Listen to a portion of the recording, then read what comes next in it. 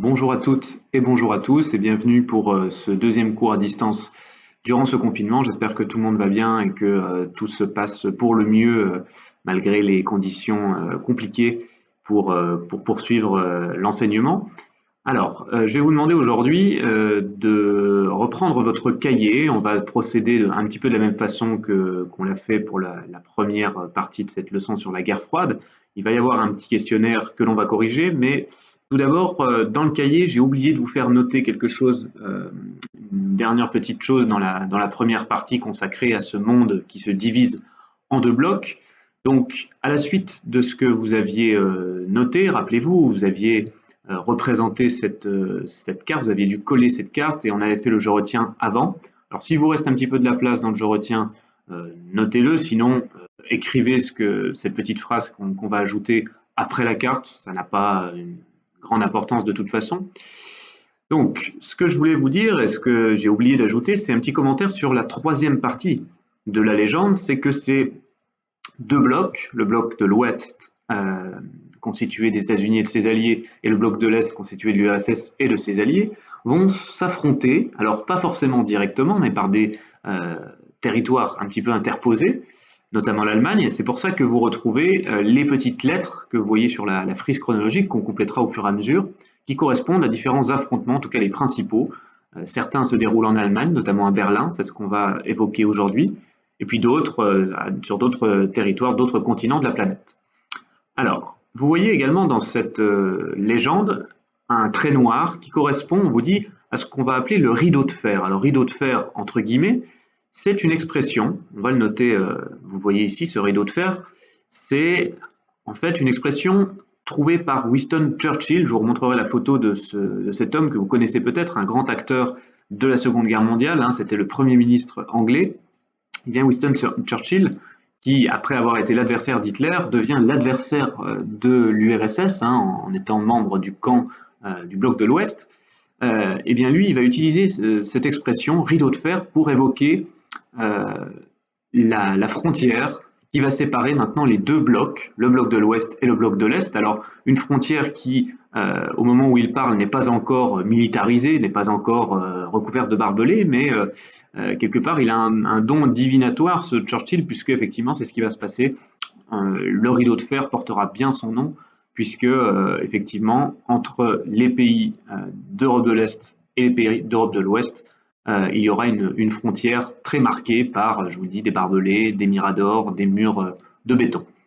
Alors j'aimerais qu'on note ça à la suite dans ce je retiens. Donc si vous n'avez plus la place dans le premier je retiens, vous notez après la carte, ça n'a pas d'importance. Donc vous notez le monde devient bipolaire, hein, c'est ce qu'on avait constaté. Alors attention à l'expression bipolaire. Hein. Bipolaire aujourd'hui, quand on parle de quelqu'un de bipolaire, c'est quelqu'un qui aurait tendance à passer de la joie, de l'extrême excitation à un état dépressif. Donc là, c'est pas ça, hein, un monde bipolaire, c'est-à-dire un monde dominé par deux pôles, deux blocs, donc le bloc de l'Ouest, le bloc de l'Est, qui sont rivaux. Et le rideau de fer, donc c'était cette expression utilisée par l'anglais Winston Churchill, je vous le montre ici, qui va être utilisée pour désigner la frontière militarisée qui sépare l'Est et l'Ouest, va devenir un peu le symbole de ce monde bipolaire, hein, un monde bipolaire séparé par une frontière métallique qui rappelle en fait les rideaux de fer des magasins. Hein, c'est une analogie, c'est une comparaison aux rideaux de fer, vous voyez, que vous avez sur les devantures des vitrines. Pour lui, il utilise cette expression en disant un rideau de fer, est tombé sur l'Europe, hein, comme il tombe lorsqu'il y a la fermeture d'un magasin. Ben, il reprend cette expression en disant l'Europe de l'Est en tout cas est maintenant fermée par un rideau de fer. Il ne croit pas si bien dire puisque quelques années après, effectivement, il y aura une frontière militarisée et un véritable mur à Berlin. C'est l'objet de notre leçon d'aujourd'hui. Voilà, donc on a fini avec ce que j'aurais dû vous faire noter la fois précédente. On va donc noter maintenant grand 2, les crises et les affrontements, puisque ces deux blocs vont s'affronter.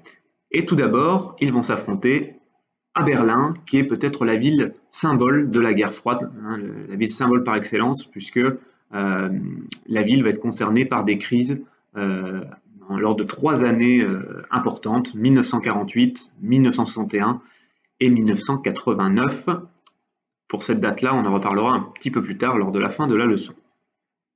Alors, à ce moment-là, vous allez avoir besoin de retourner sur mon bureau numérique, de télécharger les 3 documents que vous voyez ici, que je vous ai mis en pièce jointe. Alors, je vous les ai mis plutôt sur Pronote, il me semble, parce que mon bureau numérique est toujours un peu pénible au niveau de la taille des fichiers. Donc, Pronote, c'est moins le cas. Donc, vous les retrouverez sur Pronote. En revanche, ce que vous retrouvez sur mon bureau numérique par mail, comme d'habitude, c'est le lien vers le questionnaire que je vous ai envoyé, que je vous ai créé, et auquel vous devez répondre à partir de ces 3 documents et à partir également d'une vidéo. Alors la vidéo, je vais vous la passer tout de suite, elle est assez courte, elle dure quelques minutes. Je vous la laisse écouter et une fois que la vidéo est terminée, vous pouvez faire pause et revenir au questionnaire. Cette division du monde s'incarne également en Europe. Le mur de Berlin, mur idéologique par excellence, deviendra le symbole de cette division. La partition de la capitale allemande trouve son origine dans les accords conclus en 1945 par les puissances victorieuses. La ville est alors divisée en 4 secteurs sous commandement américain, soviétique, anglais et français. Située à l'intérieur de ce qui allait bientôt devenir l'Allemagne de l'Est, Berlin représente un enjeu géopolitique dès lors que les relations entre les Alliés se dégradent. Et les soviétiques vont fermer inexorablement leur zone d'influence.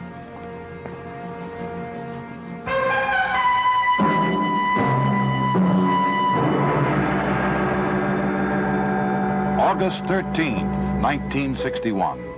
The wall is begun. The wall of shame. C'était en fait une mesure de défense, officiellement pour empêcher les méchants fascistes d'entrer. Il y a même eu des intellectuels communistes français pour faire des livres, pour montrer à quel point c'était une défense contre l'invasion des fascistes. Et en fait, c'était pour empêcher les gens de sortir. Il faut bien voir quelle était la situation jusqu'alors. On pouvait passer sans trop de difficultés de l'Allemagne de l'Est proprement dite à Berlin-Est. On passait facilement de Berlin-Est à Berlin-Ouest, et de Berlin-Ouest, on passait facilement en Allemagne de l'Ouest. Donc, pour empêcher la fuite, qui devenait de plus en plus massive des gens de l'Est, on fait le mur. C'était moins dangereux pour la paix du monde que si on avait coupé les communications, comme on avait fait en 1948, mais pour les gens d'Allemagne de l'Est, c'était vraiment l'enfermement, et surtout pour ceux de Berlin.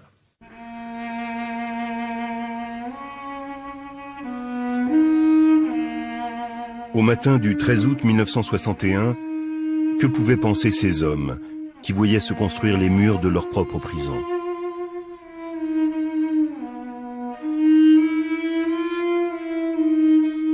Ils se sont arrêtés pour regarder une dernière fois l'horizon qui se bouche. Images d'impuissance, de colère et d'humiliation qui marqueront longtemps les mémoires.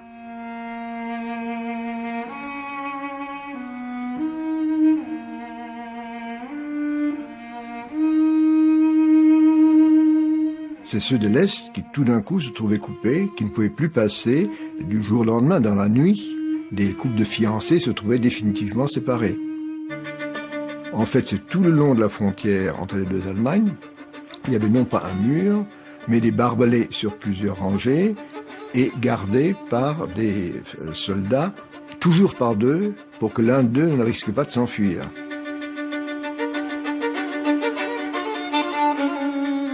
Il y a eu des fuites, mais il y a aussi beaucoup de morts, de gens qui essayaient de passer et ont tiré impitoyablement sur eux. Si la guerre froide entre l'URSS et les États-Unis perdure, c'est qu'entre les deux superpuissances se joue cet équilibre de la terreur que représente l'arme nucléaire.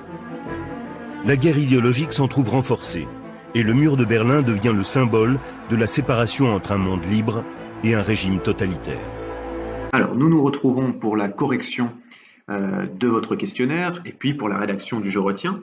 Alors, la première question qui vous était posée était à partir de ce document, c'était de comprendre ce qu'il se passe pour le territoire allemand et pour sa capitale, Berlin, capitale de l'Allemagne nazie encore à l'époque, après la Seconde Guerre mondiale. Et bien comme toujours, ce sont les vainqueurs qui règlent le sort du vaincu. Les vainqueurs en l'occurrence, qui sont-ils? Eh bien c'est l'URSS, les États-Unis, la Grande-Bretagne et la France. Ces 4 pays vont découper l'Allemagne en 4 zones. Vous le retrouvez ici au nord, dans la partie nord de l'Allemagne, les Britanniques, plus à l'ouest, les Français, au sud, les Allemands. les Américains, excusez-moi, les Américains, et enfin, à l'Est, les Soviétiques. Et ce découpage, on va le retrouver de la même façon pour la capitale, Berlin. Berlin-Est aux Soviétiques et Berlin-Ouest aux Occidentaux, Américains, Britanniques et Français. Donc vous pouvez le noter dans le je retiens. Alors, je ne voulais pas préciser, le je retiens avec la carte est à télécharger en pièces jointes sur Pronote. Alors vous pouvez vous l'imprimer. D'habitude, moi je l'imprime en A3. Alors si vous ne pouvez pas l'imprimer à A3, j'ai peur que le petit post-it avec écrit je retiens soit un peu petit pour noter. Donc dans ce cas-là, gardez simplement la carte et faites le je retiens directement dans votre cahier pour avoir plus de place. Donc voilà ce qu'on va noter dans notre premier je retiens. Après la Seconde Guerre mondiale, donc l'Allemagne hitlérienne qui a été vaincue et sa capitale Berlin vont être divisées en zones d'occupation. L'Allemagne de l'Ouest et Berlin-Ouest sont occupés par les Français, les Britanniques et les Américains. Et l'Allemagne de l'Est et Berlin-Est par les Soviétiques, par l'URSS.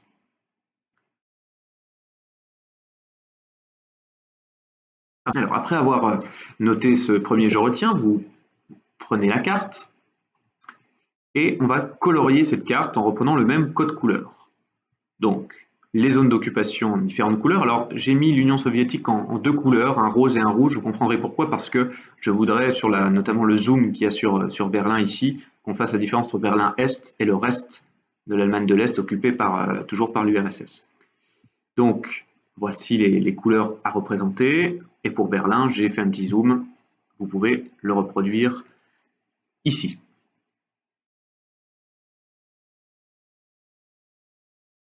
Pour le reste de la légende, on ne s'en occupe pas, on complétera également tout ça un peu plus tard. Alors, intéressons-nous maintenant aux événements de 1948 et à ce fameux blocus de Berlin-Ouest. Alors, qu'est-ce qui se passe? Eh bien, tout simplement, les Soviétiques se disent que la présence des Occidentaux sur leur territoire, puisque Berlin, la ville de Berlin dans son entièreté, est normalement sur le territoire de l'Allemagne de l'Est, et la ville de Berlin n'appartient pas totalement aux Soviétiques, n'est pas occupée totalement par les Soviétiques. On l'a vu, il y a encore la présence des Français, des Britanniques et des Américains. L'idée de Staline, qui est toujours au pouvoir en 1948, il le sera jusqu'en 1953, pour information, jusqu'à sa mort. L'idée de Staline, eh bien, c'est de faire fuir les Occidentaux pour récupérer la ville. Et pour ça, qu'est-ce qu'il va faire? Eh bien, il va couper toutes les voies d'accès à Berlin-Ouest, puisque les Américains, les Français et les Anglais, depuis leur zone d'occupation, traversaient la zone soviétique et allaient alimenter le quartier qui leur correspondait dans Berlin. Donc l'objectif, on le voit à travers, je vais vous montrer une image qui montre bien, c'est une caricature de ce que veut faire l'Union soviétique. On voit ici l'ours, c'est souvent l'image utilisée pour parler de l'URSS, l'ours soviétique. On reconnaît la petite étoile rouge ici sur sa casquette. On voit que Staline, avec un ours aux griffes acérées et pleines de sang, vous comprenez bien que la caricature est anti-soviétique. On voit effectivement les bras de l'ours qui essayent de refermer la ville, et on voit ces voies d'accès qui se referment, et les quartiers français, américains et anglais qui ne sont plus accessibles par la route ou par voie de chemin de fer. Alors, les Américains, les Français, les Anglais vont trouver une solution. Ils vont passer par un endroit où les Soviétiques ne peuvent pas les empêcher de passer. C'est bien sûr les voies aériennes. Alors, je vous montre cette image, puis on notera dans le je retiens après. On le voit ici. Alors, vous voyez des ruines, c'est tout simplement parce qu'on est en 1948, Berlin n'étant pas encore complètement rénové, réparé après les bombardements de la Seconde Guerre mondiale. C'est logique de retrouver ces habitants, ces Allemands, qui voient passer au-dessus d'eux eh bien, les avions américains, les avions français et anglais qui viennent atterrir sur les aéroports qui se trouvaient dans leur quartier. C'est le seul moyen pour ces habitants d'avoir des vivres, d'avoir des communications avec le reste du territoire allemand. Donc, grâce à ce pont aérien entre Berlin-Ouest et le reste de l'Allemagne de l'Ouest, eh bien, les Occidentaux vont réussir à faire plier Staline. Donc on est en 1948, l'URSS qui a décidé le blocus pour isoler la ville en coupant ses voies d'accès, pour forcer les Occidentaux à partir et récupérer la zone. Eh bien, ce blocus est contré par les Occidentaux, c'est-à-dire les Anglais, les Français et les Américains, qui réalisent ce qu'on appelle un pont aérien pour ravitailler la ville. Et donc, en 1949, c'est finalement un échec pour les Soviétiques qui vont lever ce blocus et qui se disent bon bah ça n'a pas marché, on laisse tomber. Alors cette crise-là, elle montre déjà une première tension entre les Occidentaux, le camp de l'Ouest et le camp de l'Est, le camp soviétique. Et puis elle va avoir une autre conséquence, ça va être la création de deux nouveaux États. On ne va plus véritablement parler d'Allemagne de l'Ouest et d'Allemagne de l'Est, on va parler de RFA et de RDA. Alors, je vais vous expliquer après ce que c'est, on va le voir sur la carte. Donc ça, à la limite, la dernière phrase, on n'est pas obligé de le noter, ce sera résumé sur la carte juste après. Alors, voici la carte en question. Sur cette carte, on va représenter les ponts aériens suite au blocus de Berlin. Donc des ponts aériens qui se font en fait depuis, vous voyez, on le voit mieux grâce à la carte, depuis l'Allemagne de l'Ouest. On évite tout le blocus qui se faisait autour de Berlin et on passe par les airs pour alimenter les aéroports qui se trouvent dans Berlin-Ouest. Donc il y a des avions américains, des avions anglais et des avions français qui partiront alimenter la ville. Alors je disais que en 1949, deux nouveaux États vont se créer. Effectivement, les zones d'occupation vont disparaître. Alors ça ne veut pas dire que les Américains et les Soviétiques ne seront plus présents, mais ce ne seront plus eux les maîtres des affaires, les maîtres du gouvernement. Il va y avoir deux États indépendants qui vont se créer. À la place de l'Allemagne de l'Est, donc à la place de la zone d'occupation soviétique, va se créer ce qu'on va appeler la RDA. Alors RDA, ça veut dire République démocratique allemande. Alors vous allez me dire, ça n'a rien de démocratique, effectivement, elle est à la merci de l'Union soviétique, de l'URSS, qui va se mêler de ses affaires, qui va l'influencer, et puis elle sera basée sur un système très proche de ce qui se passe en URSS avec la traque des opposants et des élections truquées. De l'autre côté, en revanche, on va avoir un pays qui va se fonder sur la même idéologie que l'idéologie des Occidentaux, c'est-à-dire une démocratie. Alors, elle n'aura pas le mot démocratique dans son nom, elle s'appellera RFA, ça veut dire République fédérale allemande. Je vous le note ici dans la légende, République fédérale allemande. Alors, fédérale, pourquoi? Parce que, en fait, elle va être... il va y avoir un découpage administratif entre différents Länder. Vous l'avez peut-être vu en allemand, en cours d'allemand, l'Allemagne est découpée en Länder, le Land de Bavière, le Land de Brandebourg, le Land de Rhénanie du Nord, etc., etc. Mais c'est un pays démocratique et indépendant qui prend modèle dans son gouvernement et dans son mode de fonctionnement sur les États-Unis. Alors n'oubliez pas de renoter ces deux noms sur la carte, ici RDA et RFA. Alors, autre conséquence de ce premier blocus, de ce premier échec, c'est que les gens de l'Est commencent à se méfier et se dire qu'ils vont être privés d'une certaine liberté.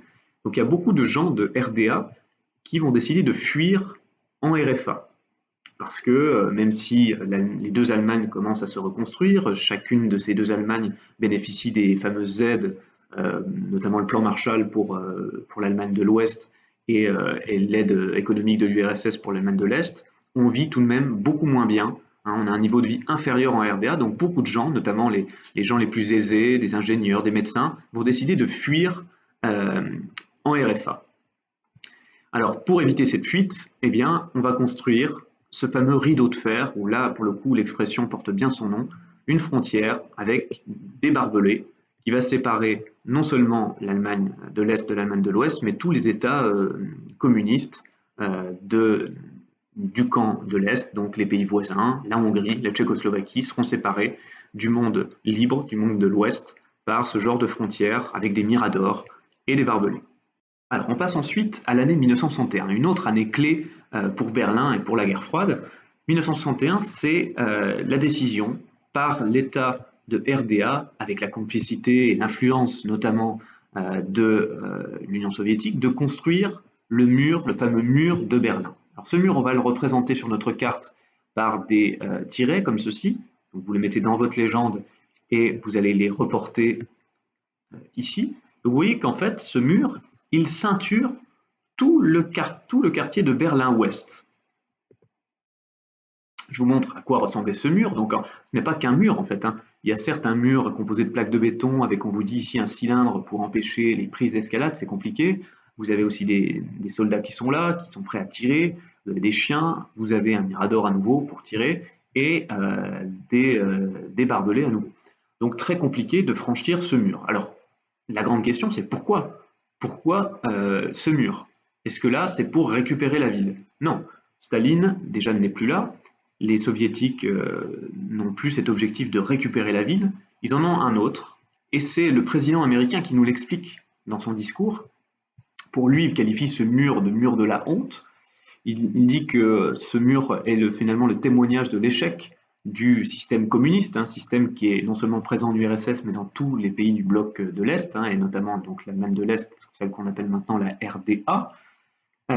Ce système, il dit, le mur fournit la démonstration éclatante de la faillite du système communiste, et il dit que ce mur qui a été érigé, c'est pour empêcher le peuple de s'enfuir. Effectivement, je vous avais dit que beaucoup tentaient de s'enfuir. Il y avait presque 2 millions de personnes qui avaient réussi à s'enfuir depuis 1949, depuis la création de la première frontière fortifiée. Alors comment faisaient-ils? En fait, les gens de RDA ou de Berlin-Est passaient par Berlin-Est, franchissaient les quartiers vers Berlin-Ouest et prenaient un avion dans ces différents quartiers et s'envolaient direction le monde libre, la France, ou tout simplement l'Allemagne de l'Ouest, la RFA. Donc l'objectif, c'est d'empêcher les gens en fait de l'Est de fuir vers l'Ouest, en passant par les aéroports de Berlin-Ouest. Donc on va le noter également dans le « Je retiens ». Vous rajoutez un tiret et vous mettez cette année clé, 1961. Donc je le disais, depuis 1949, près de 2 millions d'Est-Allemands fuient la RDA, leur pays, mais ils y vivent mal, ils vivent sous la terreur, ils vivent sous la privation de liberté et veulent à tout prix rejoindre le monde libre, et notamment l'autre Allemagne, la RFA. Donc les dirigeants de la RDA, aidés et sur ordre de l'URSS, font construire ce mur pour empêcher les départs. Et un petit mot tout de même sur le président américain, un président très célèbre, John Fitzgerald Kennedy, qui dénonce ce mur comme étant le mur de la honte et le symbole de l'échec du communisme. Alors un mot pour terminer sur une petite anecdote sur l'architecture dans ces deux parties de Berlin.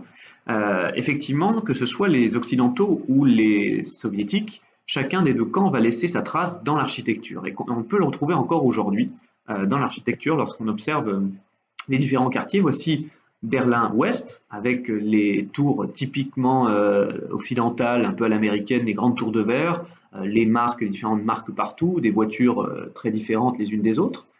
Et à l'inverse, quand vous allez dans Berlin-Est, vous avez une architecture typiquement stalinienne, très symétrique, très grise, presque un peu triste, et puis quasiment un unique modèle de voiture, le modèle très célèbre est-allemand qu'on appelle la Trabant. C'était le modèle unique, puisque rappelez-vous, les communistes voulaient une certaine uniformisation, une égalité sociale. Voilà, on en a fini avec ce deuxième cours sur la guerre froide. On se retrouve désormais après les vacances, que je vous souhaite bonnes pour tous. À bientôt.